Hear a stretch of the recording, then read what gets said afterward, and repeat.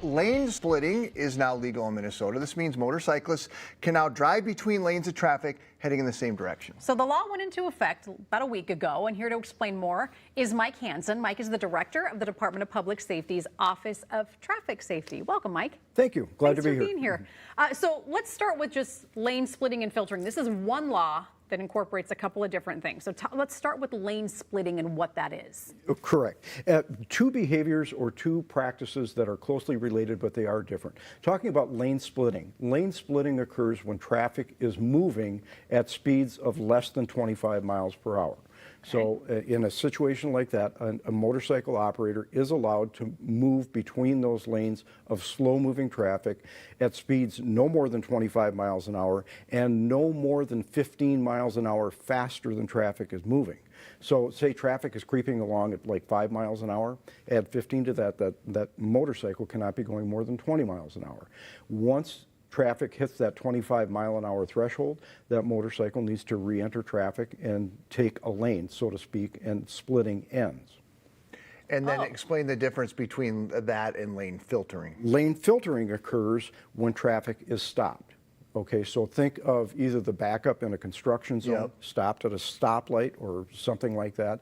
At that time, then the motorcycle is allowed on a multi-lane roadway to split traffic to get to the front of the queue.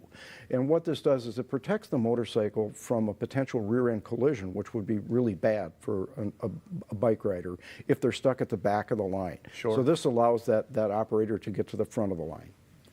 Is this, I mean, I'm thinking of like multi-lane roads, right? I mean, this can be a highway, it can be an interstate, it could even be like Hennepin Ave. Correct. Okay. If it's a multi-lane roadway, yes. Okay. Something to think about. When is this not allowed? Like, when can you not lane split and not lane filter? Is it that mile per hour threshold? Well, certainly the mile per hour threshold is the the one thing that governs that lane splitting when traffic is moving. But there are places where it's not appropriate. Entering, going through, or exiting from a roundabout. In a school zone, it's not allowed. In a construction zone where there is only one lane of traffic moving in each direction. So those types of circumstances are where you cannot do these types of behaviors.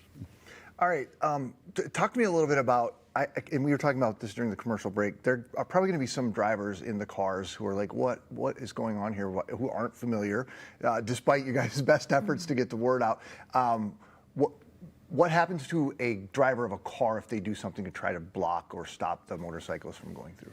If the driver of a passenger car makes a deliberate move to prevent the motorcycle operator from splitting or filtering, that is a violation of the law, and that driver can receive a citation for that.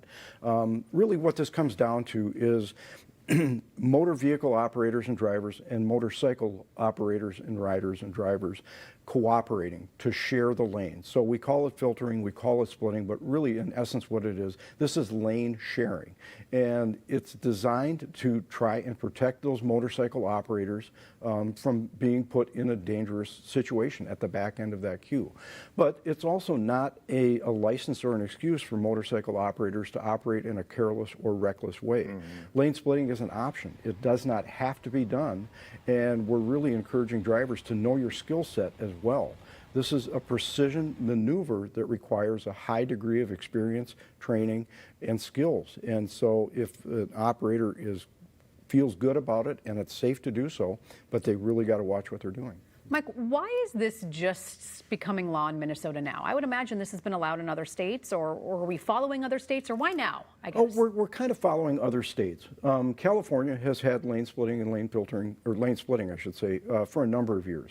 There are other states who have recently moved to allow it. Arizona, Colorado, and I believe Montana. And now Minnesota has also entered that arena. So I think there's 5 states now total that allow some form of splitting or filtering to take place. I know you guys have been doing your best to get the word out to help educate people about this. I'm thinking just the idea that people aren't necessarily ready for it or expecting it, just to start planning that in your head. Even if you're sitting in traffic, to look and look in your mirror and always just kind of get used to doing that now that this is a thing.